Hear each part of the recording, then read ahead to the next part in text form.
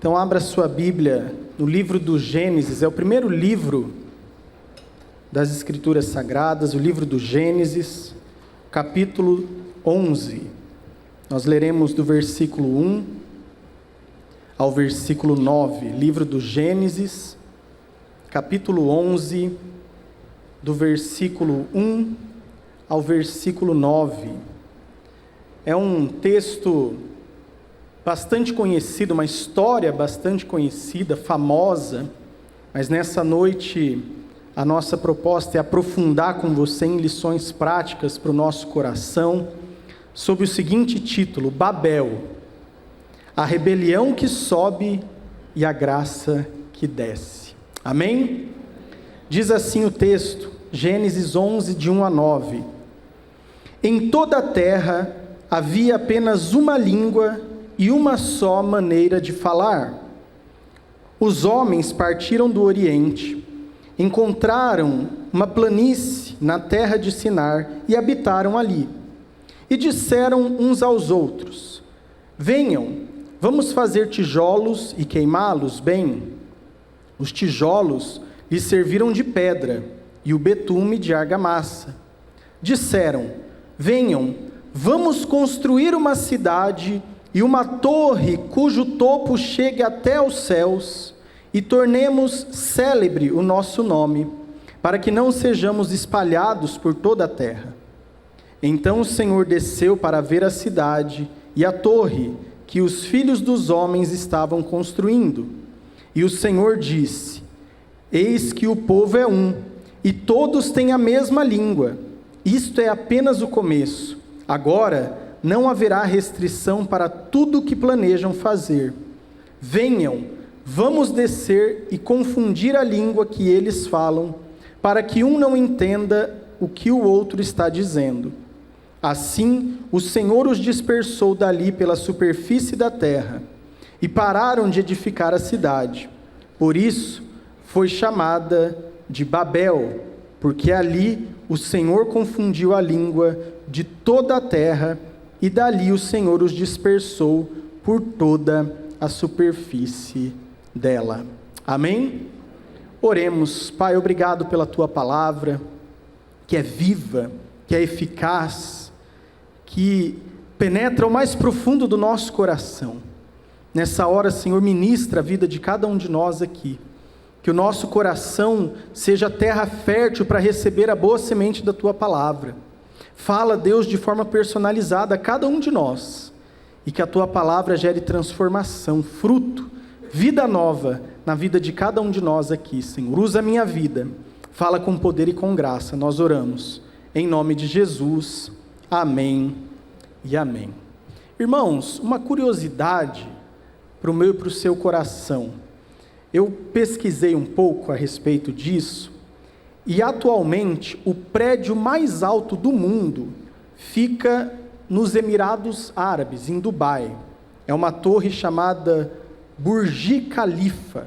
Tem 828 metros de altura.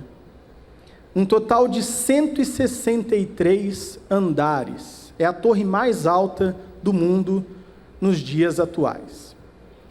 Mas essa torre, que tem aí quase 1 quilômetro de extensão, para cima, 828 metros, quando comparada, por exemplo, ao Monte Everest, que tem 8.844 metros, o Monte Everest é 10 vezes maior do que essa torre. Por maior que ela seja e por mais imponente que ela seja, o Monte Everest ainda é 10 vezes maior do que ela. E quando nós pesquisamos a respeito da atmosfera terrestre, se nós pudéssemos pensar assim, como é que nós vamos sair do planeta Terra, O que se considera saímos da Terra? Entende-se que a chamada estratosfera, e fica tranquilo que eu não vou dar aula de ciências aqui, tá? Nós vamos já voltar para o texto bíblico, mas é mais para aguçar a sua curiosidade, que a estratosfera ela tem aproximadamente 50 mil metros em relação ao nível do mar, de altitude, ou seja, ela é 60 vezes, mais de 60 vezes maior do que esse prédio de Dubai, que é o maior do mundo. Agora, isso sem contar a temperatura lá na atmosfera, que é muito baixa, a pressão que é muito baixa, oxigênio que praticamente não tem, ou seja, é impossível do ser humano sem, uma nave, sem uma roupa apropriada, chegar nesse lugar. E pesquisando também as pirâmides do mundo antigo que existem até os dias de hoje, a maior pirâmide que existe, ela é muito pequena, tem só 146 metros de altura. Mas onde é que eu estou querendo chegar com tudo isso, meu irmão, minha irmã? Esses homens do texto que nós lemos, eles tiveram uma brilhante ideia. Vamos construir uma cidade, e nessa cidade nós vamos construir uma torre que chegue até o céu. Tadinhos deles, né? Se eles soubessem que por mais tecnologia que eles tivessem, olha que hoje a engenharia é muito mais avançada do que naquela época, mas eles não conseguiriam chegar nem perto de tocar os céus ou o firmamento, como se diz. Por isso que a Torre de Babel, ela é um fracasso desde a sua ideia. Ela é um fracasso desde a pessoa que idealizou construir isso. E é curioso porque Deus, quando Ele diz, vamos descer para ver o que está acontecendo, isso soa até de forma irônica, porque eles queriam construir uma torre muito alta, que chegasse aos céus, mas Deus precisa descer para ver essa torre.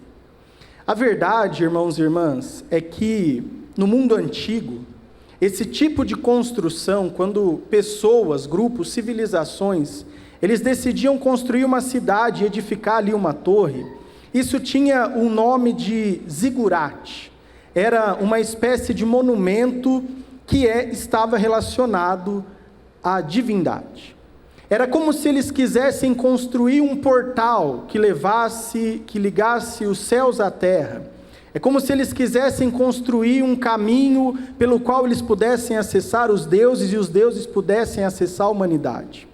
E quando eles fazem isso, essa atitude dessas pessoas, ela demonstra, na verdade, o ápice da corrupção humana. Quando nós olhamos para o livro do Gênesis, nós estamos aqui no capítulo 11 do livro do Gênesis. E quando nós olhamos para a estrutura do livro do Gênesis, nos capítulos 1 e 2, Deus cria todas as coisas, o relato da criação. Deus, Ele cria os céus, a terra, os animais, os mares. Ele cria o ser humano como a principal obra da sua criação, e tudo é muito bom, tudo é muito perfeito.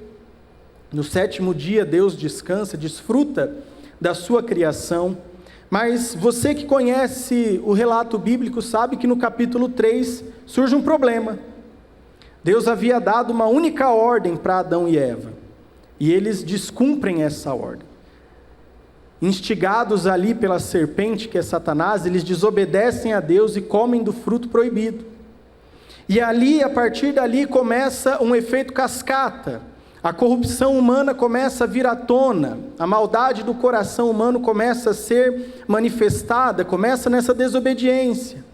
E quando Deus vai tratar isso, já começa que o casal tem ali uns problemas, porque Adão já joga a culpa na sua esposa. Ele diz, olha, eu não fiz nada, foi a mulher que o Senhor me deu. E Eva joga a culpa para a serpente, e começa ali uma situação muito conflituosa. No capítulo 4, Caim mata o seu irmão Abel, os filhos desse primeiro casal. Então acontece ali o primeiro assassinato. Percebe como que o pecado, ele vai ganhando corpo, ele vai ampliando a sua magnitude. Depois, no capítulo 6, a Bíblia nos mostra que a maldade tomou uma proporção muito grande. Você não precisa abrir, mas no capítulo 6, versículo 5 do Gênesis, diz que a maldade das pessoas havia se multiplicado na terra, e que todo o desígnio do coração delas era continuamente mal. A coisa estava muito feia, a perversão muito grande. As pessoas estavam fazendo tudo o que era de mais errado. E então Deus, Ele promove o dilúvio. Deus, Ele olha para essa situação, Ele olha para essa maldade, para a corrupção do ser humano que estava se tornando cada vez pior, e Ele traz então o dilúvio, no capítulo 6 até o capítulo 9 do livro de Gênesis. E como diz, mencionando aqui um grande pastor e teólogo contemporâneo, pastor Emerson Patriota, né? Tem que fazer referência aos irmãos daqui também, né? Às vezes a gente cita grandes teólogos, aqui também tem, né, pastor Ronaldo? No domingo, o pastor Emerson, ele pregou a respeito da aliança que Deus faz com Noé, e ele usou uma expressão que eu achei muito interessante. Ele disse: é como se Deus tivesse dado um reset na criação. Deus, ele vê que a maldade estava tomando uma proporção muito grande, que todo o desígnio do coração do ser humano era mau, então ele diz: olha, vou pegar a família de Noé, vou pegar alguns animais, vou colocar dentro da arca, e o restante eu vou destruir com o dilúvio. E Deus literalmente dá um reset, ele recomeça a sua obra a partir de Noé, da sua família e dos animais que estavam dentro daquela arca. Entretanto, apesar do efeito imediato que o dilúvio teve, no capítulo 10, as civilizações começam a se distribuir novamente, a partir dos filhos de Noé. Começam a gerar as civilizações, os povos, as famílias começam a crescer, e mais uma vez, o pecado começa a ganhar espaço no coração do ser humano. E a atitude que eles têm aqui no capítulo 11 é exatamente o marco dessa maldade do coração do ser humano, quando eles decidem construir algo para si mesmos, quando eles decidem engrandecer o seu nome. Se nós olharmos para o texto, é exatamente o que eles dizem. Versículo 4: vamos construir uma cidade e uma torre cujo topo chegue até os céus, e tornemos célebre o nosso nome. Eles queriam ser grandes, eles queriam ter o seu nome conhecido, e isso é uma afronta ao nome de Deus. Sabe que, teologicamente falando, todo pecado, ele tem como base, como raiz, o desejo de grandeza. O desejo que há no coração do ser humano de ser grande, de ser espetacular. Se nós olharmos para o jardim do Éden, foi exatamente o que Satanás plantou no coração de Adão e Eva. A serpente chega para a mulher e diz: olha, Deus disse que vocês vão morrer se vocês comerem desse fruto. Mas não é bem assim. A verdade é que Deus não quer que vocês comam desse fruto, porque Ele sabe que no dia em que vocês comerem, vocês serão como deuses, conhecedores do bem e do mal. E aquilo enche os olhos de Eva e de Adão, porque uau, nós seremos como deuses. E aí o desejo de grandeza, o desejo de ser grande, de ser como Deus, ele ganha o coração daquele casal. Aliás, o próprio Satanás, conforme diz a Escritura, a sua queda foi ocasionada pelo desejo de ser grande. Lúcifer, ele era o maior de todos os anjos, o mais belo de todos os anjos dos céus, mas ele não estava satisfeito, ele queria ser maior do que Deus. Sabe que a pessoa que ela tem essa arrogância no coração, não importa o quanto ela suba, ela sempre quer ser maior do que alguém. E foi o que aconteceu com o diabo. Ele quis ser maior do que Deus e Deus o expulsa do paraíso. Então essa maldade está enraizada no coração de cada ser humano. E é por isso que a primeira verdade, o primeiro ponto para nós refletirmos aqui nessa noite, é a rebelião que sobe.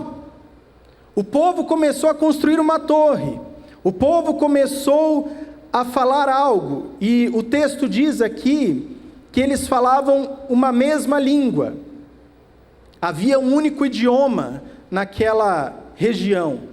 Mas aqui a ideia do texto não se refere somente à forma de falar, mas quando diz que eles tinham uma mesma língua, refere-se que eles tinham uma mesma crença, eles declaravam crer, eles tinham o mesmo propósito, eles estavam alinhados nesse propósito de serem grandes.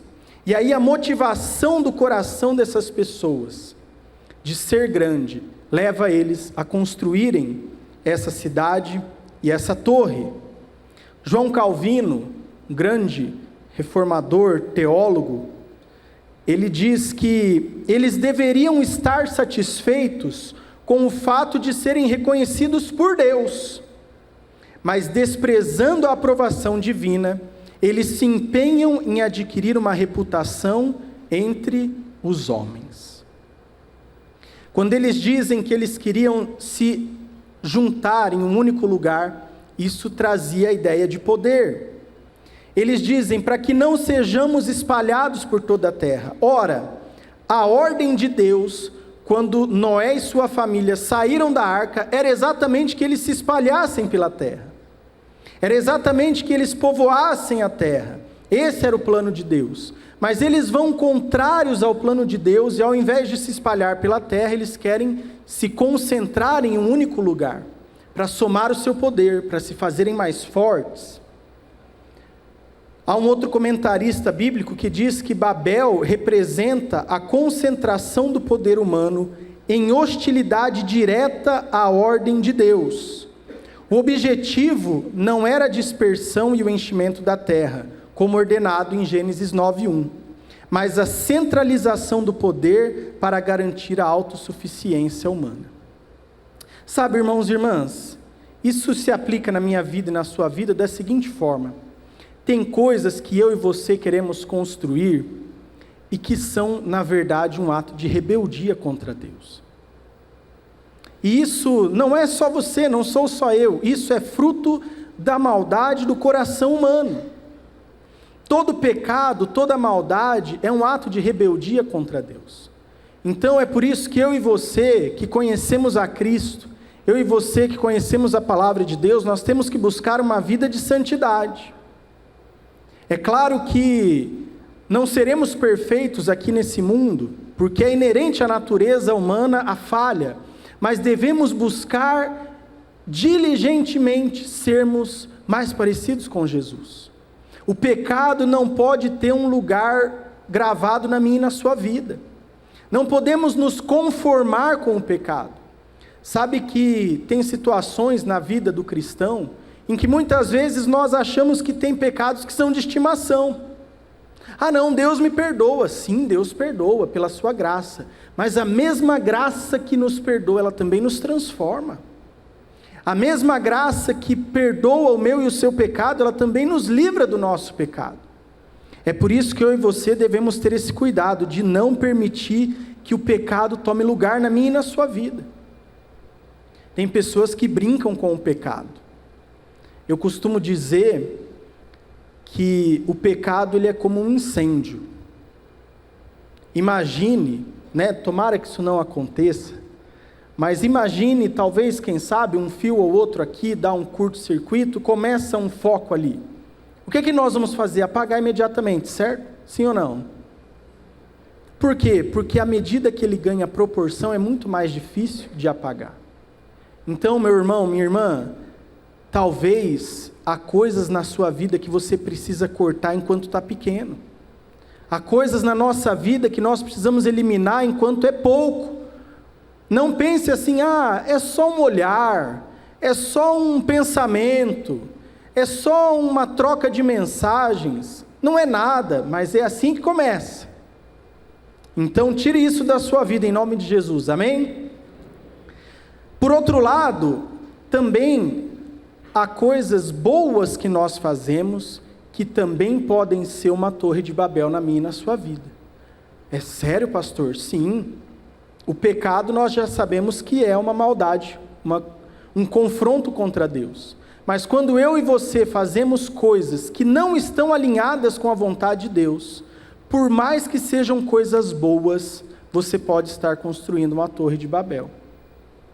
Planos, projetos, sonhos, coisas que você, quem sabe, quer construir, mas que não é o momento de Deus para a sua vida naquilo. Provérbios capítulo 16, do versículo 1 ao 3, você certamente conhece esse texto, diz: o coração do ser humano pode fazer planos, mas a resposta certa vem dos lábios do Senhor. Todos os caminhos de uma pessoa são puros aos seus próprios olhos, mas o Senhor sonda o espírito. E no versículo 3 ele conclui: entregue as suas obras ao Senhor, e o que você tem planejado se realizará. Em outras palavras, você tem planos, projetos para a sua vida, eu também tenho, e são nobres, são bons, mas busque saber se isso está alinhado com a vontade de Deus. para que você não acabe se frustrando. Porque, meu irmão, minha irmã, se não está no coração de Deus, se não é plano de Deus, por mais nobre que seja o seu projeto, ele não vai vingar, ele não será próspero. Mas há ainda uma terceira coisa que nós fazemos e que pode caracterizar uma torre de Babel na minha e na sua vida. As obras com o objetivo de alcançar a salvação. Pastor, que papo esquisito, você começou falando de pecado, todo mundo concorda que pecado é rebelião contra Deus. Sonhos e projetos bons, desalinhados com a vontade de Deus, está estranho. Agora você falar que o que eu faço de bom pode ser uma construção de uma torre de Babel? Sim, meu amado. Porque tudo depende da motivação do meu e do seu coração. Sabe que o pastor Emerson até falou isso há pouco aqui, enquanto conduzia a liturgia. Quando eu e você fazemos boas obras para conquistar a salvação, nós estamos fazendo obras mortas. Porque a salvação, ela não é conquistada por obras. A salvação, ela é dada pela graça, por meio de Jesus Cristo. Então, se eu e você participamos da igreja, se eu e você servimos nos ministérios, se eu e você contribuímos com a obra por meio dos dízimos e das ofertas, se eu e você buscamos uma vida de salvação, de santificação, isso é tudo muito bom, desde que seja com a motivação correta. Porque nada disso impressiona a Deus, meu irmão, nada disso te dá crédito e nem mérito para conquistar um lugar no céu. Porque a salvação, ela é pela graça. Assim como uma edificação humana jamais alcançaria o céu, jamais chegaria ao lugar onde Deus está, que é infinitamente distante daqui, assim também as obras humanas, por melhores que seja, por melhor pessoa que você seja, meu querido, minha querida, isso é nada em relação à salvação. Na verdade, como nós veremos na sequência, isso é fruto da salvação, é consequência de um coração regenerado. Mas avalie a motivação do seu coração. Ah, pastor, eu faço tudo certinho porque eu espero que quando eu partir desse mundo, Deus me receba nos céus. E quem sabe eu possa mostrar para Ele, olha quanta coisa boa que eu fiz. Não é assim, meu irmão. O Evangelho nos mostra que somente pela graça, somente pelo que Cristo fez na cruz do Calvário, é que eu e você somos considerados dignos da salvação. Você crê nisso? Diz amém. Mas a segunda verdade para o nosso coração é a graça que desce. Note no versículo 6, o Senhor disse: eis que o povo é um, todos têm a mesma língua. Isso é apenas o começo, não haverá restrição para tudo que planejam fazer. Versículo 7, venham, vamos descer. É claro que aqui há um sentido literal, no sentido de que Deus estava dizendo que iria descer para ver o que acontecia. Mas Deus é onisciente, Ele é onipresente, Deus não precisaria literalmente descer para ver o que estava acontecendo. Quando a Bíblia traz essa referência de Deus dizendo que vai descer, é uma referência à obra da redenção, ao plano de redenção. É uma referência a um Deus que desce, no sentido de que Ele é um Deus que vem ao nosso encontro, no sentido de que Ele é um Deus que interfere na nossa história, que entra na nossa história para transformá-la.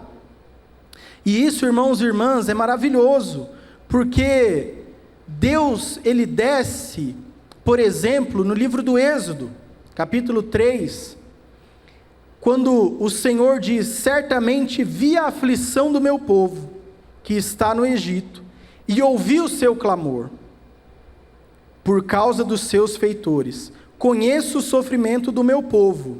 Então ele diz: por isso desci a fim de livrá-los das mãos dos egípcios. Aqui em Êxodo é mais uma referência nessa construção, da ideia de um Deus que vem até nós.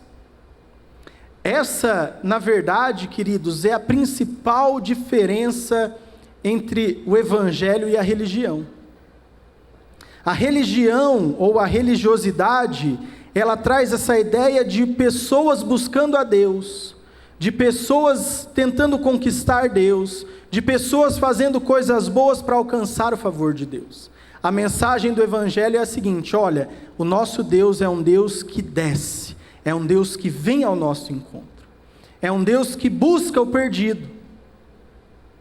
E é lindo porque Deus, Ele toma essa decisão de descer, e Ele usa aqui o verbo no plural, desçamos, né? Uma evidência aqui da Trindade, do Deus Pai, Deus Filho, Deus Espírito Santo, dialogando entre si.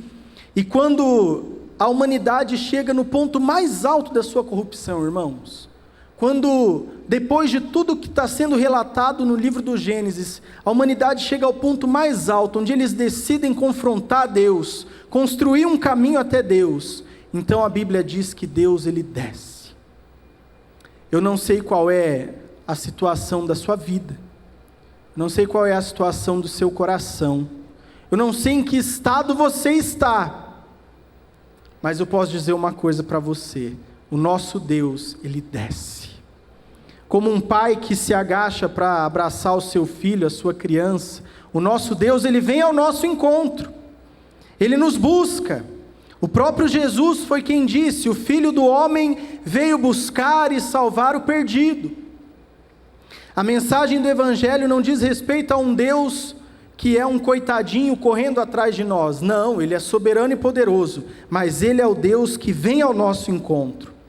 Filipenses capítulo 2, dos versículos 5 a 8, diz: tenham o mesmo modo de pensar de Cristo Jesus, que mesmo existindo na forma de Deus, não considerou ser igual a Deus algo que deveria ser retido a qualquer custo. Pelo contrário, olha o que Cristo fez, irmãos.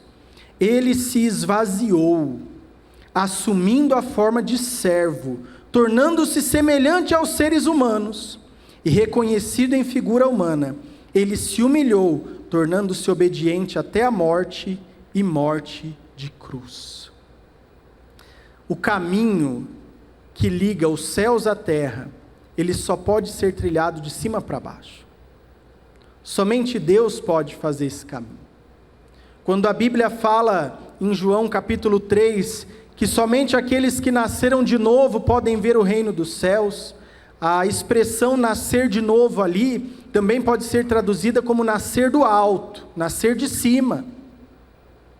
Quando Jesus, Ele entrega a sua vida na cruz do Calvário, a Bíblia diz que o véu do santuário se rasgou em duas partes, de alto a baixo, não de baixo para cima.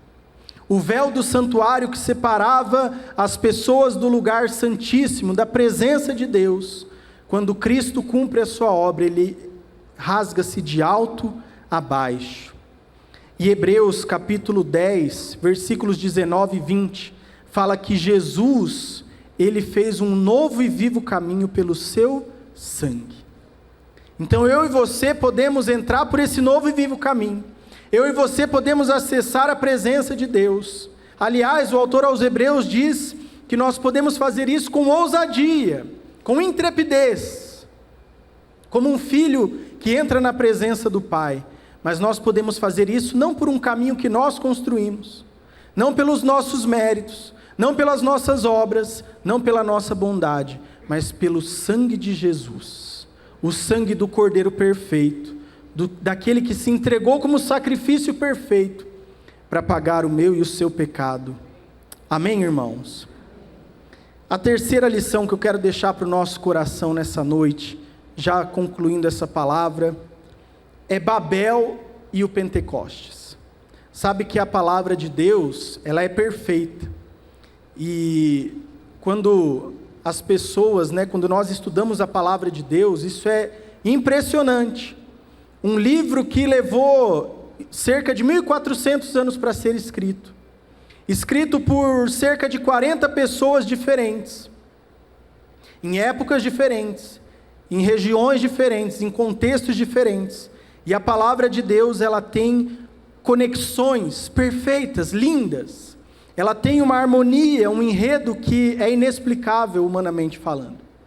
E aqui, quando Deus ele desce, ele intervém na história humana, e ele confunde a língua daqueles homens, e eles se dispersam pela face da terra. Isso vai ter um desfecho lá em Atos capítulo 2, no Pentecostes. Você sabe o que aconteceu em Atos 2 no dia de Pentecostes? Foi quando o Espírito Santo desceu. Ele desceu em Atos 2. A Bíblia diz que estavam morando em Jerusalém judeus, homens piedosos vindos de todas as nações debaixo do céu. Assim, quando se fez ouvir aquela voz, afluiu a multidão, que foi tomada de perplexidade, porque cada um os ouvia falar na sua própria língua. Estavam atônitos e se admiravam, dizendo: vejam, não são galileus todos esses que estão aí falando? Eram os apóstolos falando. Então, como os ouvimos falar, cada um em nossa própria língua materna? Irmãos, vamos trazer para o nosso contexto nos dias de hoje. É como se nesse auditório nós tivéssemos aqui pessoas vindas, quem sabe dos Estados Unidos, da França, da Inglaterra, da Rússia, do Japão, e essas pessoas não falassem português, digamos assim. Mas à medida que eu começasse a proclamar as maravilhas de Deus, essas pessoas dissessem: uau, eu escuto em inglês, em francês, em russo. É isso que acontece aqui. Em Babel, a língua é confundida, em Pentecostes há uma clareza. E é importante, não posso deixar de mencionar, que Atos capítulo 2, muitas vezes é mal interpretado. As pessoas falam em línguas estranhas, pastor Marcos. Eu nunca encontrei essa expressão língua estranha na Bíblia. Porque Atos não é sobre as pessoas falando algo que ninguém entende. O Pentecostes é sobre as pessoas falando e todo mundo entendendo. Diz que havia ali partos, medos, elamitas, naturais da Mesopotâmia, da Judéia, da Capadócia, do Ponto, da Ásia, da Frígia, da Panfilha, do Egito e das regiões da Líbia, nas imediações de Cirene, romanos que residem aqui, tanto judeus como prosélitos, cretenses e árabes, ou seja, pessoas de diversas nações, de diversas línguas e idiomas. E a pergunta que eles fazem é: como os ouvimos falar as grandezas de Deus em nossa própria língua? A verdade é que em Babel, o homem tentou subir até Deus. No Pentecostes, é o Espírito Santo de Deus que desce até os homens. Em Babel, a motivação era o orgulho, a busca pela glória própria, o ser humano querendo ser grande. Em Pentecostes, a motivação era glorificar a Deus. Em Babel, uma língua se torna confusão. Em Pentecostes, muitas línguas trazem entendimento. Em Babel, há uma dispersão das pessoas. Em Pentecostes, há uma reunião do povo, no que é chamado de eclesia, a igreja. Em Babel, há um esforço humano frustrado. Em Pentecostes, uma obra divina consumada. Em Babel, eles queriam estabelecer um reino sem Deus. Em Pentecostes, Deus levanta os embaixadores do seu reino, a igreja. Sabe, irmãos e irmãs, isso é muito maravilhoso ao meu e ao seu coração. Há uma diferença quando nós tentamos fazer algo na força do nosso braço, ou quando nós desejamos fazer isso na dependência do Senhor. Como já disse, as boas obras, elas têm o seu lugar. Eu e você devemos sim nos esforçar para sermos pessoas melhores. Você deve sim vir à igreja, contribuir com os seus dízimos, as suas ofertas. Você deve sim buscar uma vida de santidade, servir a Deus. Você deve se envolver mais e mais. Entretanto, as boas obras não são a raiz, mas o fruto da verdadeira salvação. Tudo o que fazemos é uma resposta ao amor de Deus, aquilo que Ele já fez por nós. Como diz Efésios capítulo 2, versículos 8 a 10, não somos salvos pelas obras, somos salvos para as obras. É uma diferença simples, mas fundamental para o nosso entendimento. Ele diz: pela graça vocês são salvos, mediante a fé. Isto não vem de vocês, é dom de Deus, é presente de Deus. E ele enfatiza: não de obras, para que ninguém se glorie, pois somos feitura dele, criados em Cristo Jesus para as boas obras, as quais Deus de antemão preparou para que andássemos nelas. Tem pessoas que interpretam mal essa doutrina. Tem pessoas que dizem: já que a salvação é pela graça, então eu vou viver a vida, vou curtir a vida, vou fazer o que eu quiser. No final, Deus vai me salvar porque é pela graça. Mas uma pessoa dessas não entendeu a graça de Deus. Ou melhor, ela não experimentou essa graça. Porque quando Paulo escreve aos Coríntios, na segunda carta aos Coríntios, capítulo 5, versículo 13, ele diz: o amor de Cristo nos constrange.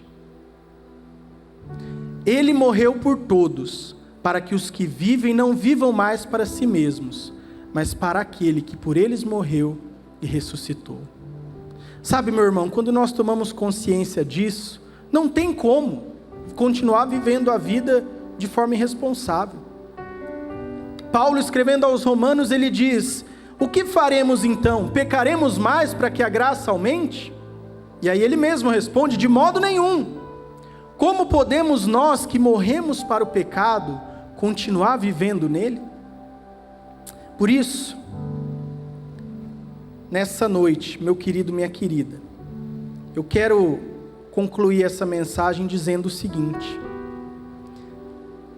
talvez você esteja aqui, ou você esteja ouvindo essa mensagem pelas redes sociais, e você sabe no seu coração que a sua vida, ela está mais no pecado do que na presença de Deus.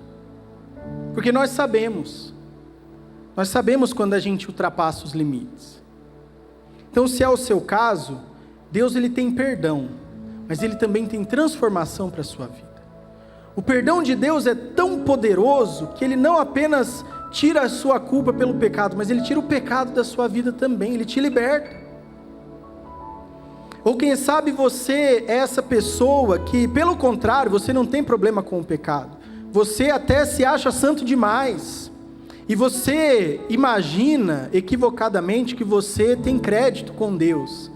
Que você pode chegar lá na porta dos céus e dizer: olha, eu tenho passagem livre aqui porque eu sou uma pessoa muito boa.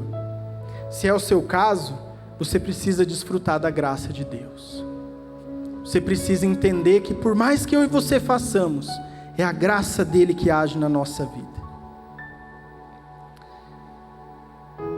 E por fim, se você tem planos, sonhos, projetos, quem sabe planos para esse 2026, é uma época boa para nós fazermos planos, né? Início de ano. Avalie: os meus planos incluem a glória de Deus? Ou os meus planos, assim como o projeto dessas pessoas, está centrado em mim, no meu benefício, na minha grandeza? Se esse é o caso, precisamos rever os nossos planos para a nossa vida. Amém, irmãos? Coloque-se em pé aí no seu lugar. Nós já vamos encerrar essa celebração. Mas eu quero te dar a oportunidade. Feche os seus olhos nesse momento. Espírito de Deus, aleluia. Espírito de Deus, tens liberdade aqui. Permita que o Espírito Santo vai trazendo à tona no seu coração aquilo que precisa ser tratado. Tens liberdade aqui. Aleluia. Espírito de Deus, Espírito de Deus, tens liberdade aqui. Espírito Santo, Espírito Santo. Eu sou tua casa, tua morada. Eu sou teu lar. Mude as coisas de lugar. Eu sou tua casa, tua